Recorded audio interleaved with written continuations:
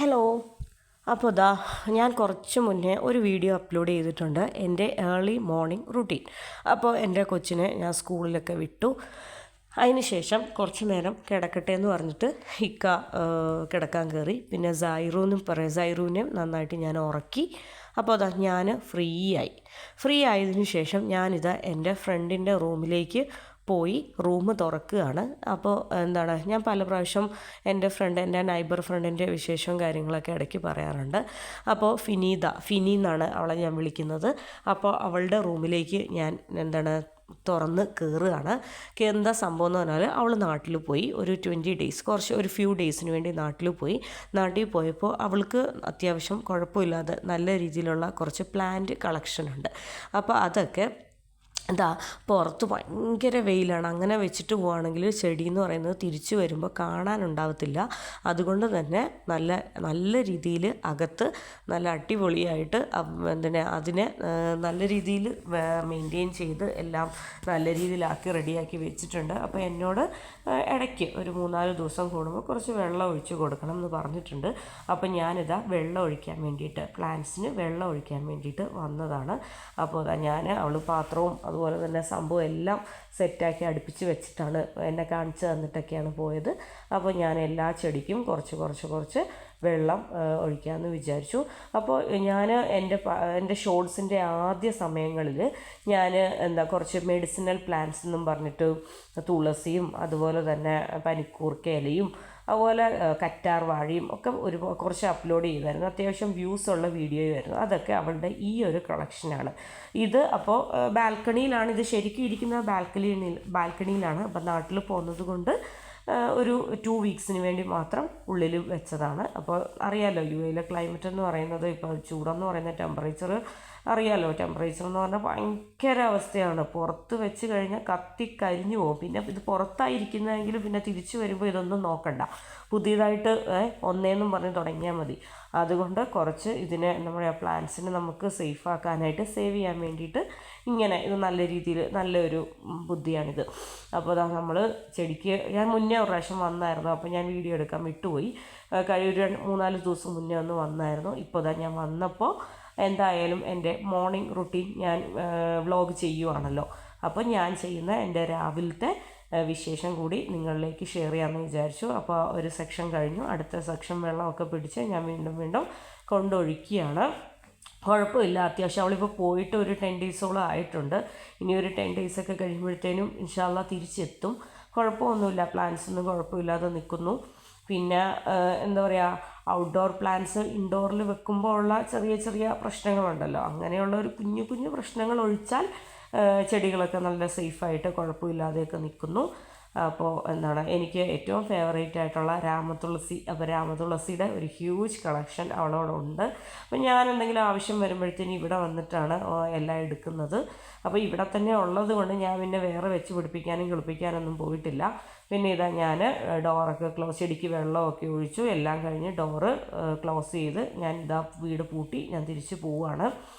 അപ്പോൾ ഇതൊക്കെ അതിന് ശേഷം ഇനി ഞാൻ കയറാൻ പോകുന്നത് എൻ്റെ കുക്കിംഗ് ഡ്യൂട്ടിയിലേക്കാണ്, എൻ്റെ കിച്ചൺ ഡ്യൂട്ടിയിലേക്കാണ് ഞാൻ കയറാൻ പോകുന്നത്. അപ്പോൾ ഞാൻ ഇനി പയ്യെ റിലാക്സ് ചെയ്ത്, സാറമ്മൾ സ്കൂളിലാണ്, സൈറോ ഉറക്കമാണ്, ഇക്കായും ഇനി പയ്യനെ എണീക്കാറായി. ഇക്ക ഇനിയിപ്പോൾ കുളിയും കാര്യങ്ങളും ഒക്കെ ആയിരിക്കും.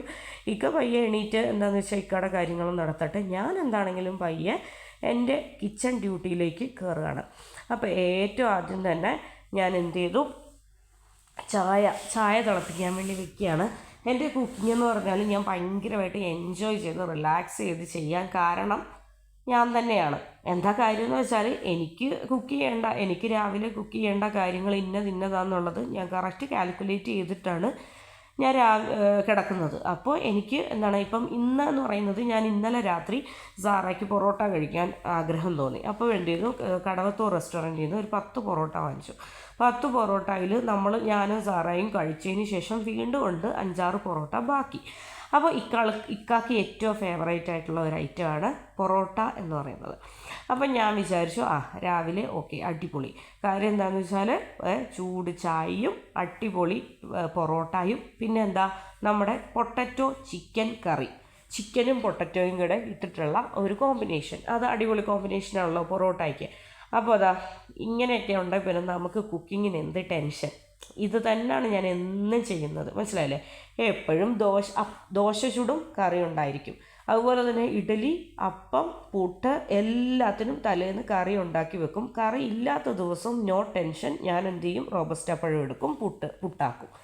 അപ്പോൾ കറക്റ്റ് സിസ്റ്റമാറ്റിക്കായിട്ട് കറക്റ്റ് കാൽക്കുലേഷനിൽ പോയാൽ നമുക്ക് എല്ലാം എൻജോയ് ചെയ്ത്. എന്നോട് പലരും ചോദിച്ചു, എങ്ങനെയാണ് ഈ പിള്ളേരെ വിട്ടിട്ട് ഈ കുക്കിങ്ങും ചെയ്ത് എന്താ പറയുക ഇത്രയും കാര്യങ്ങളൊക്കെ എങ്ങനെയായി ചെയ്യുന്നത്, ഈ എഡിറ്റിങ്, വീഡിയോ. നമ്മളുണ്ടല്ലോ, നമ്മൾ കാര്യങ്ങൾ കോംപ്ലിക്കേഷൻ ആക്കുമ്പോഴത്തേനാണ് നമുക്ക് കാര്യങ്ങളൊക്കെ കോംപ്ലിക്കേറ്റഡ് ആവുന്നത്. നമ്മൾ സിസ്റ്റമാറ്റിക്കായിട്ടൊന്ന് ജീവിച്ച് നോക്കിക്കേ.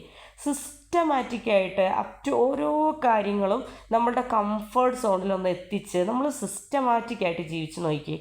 ഇതാ എൻ്റെ കുക്കിംഗ് ഡ്യൂട്ടി കഴിഞ്ഞു. ഇത്രയൊക്കെ ഉള്ളൂ. ഇതിന് ഓരോരുത്തരുടെ ചോദ്യമൊക്കെ കേൾക്കുമ്പോൾ എനിക്ക് ടെൻഷൻ വരികയാണ്.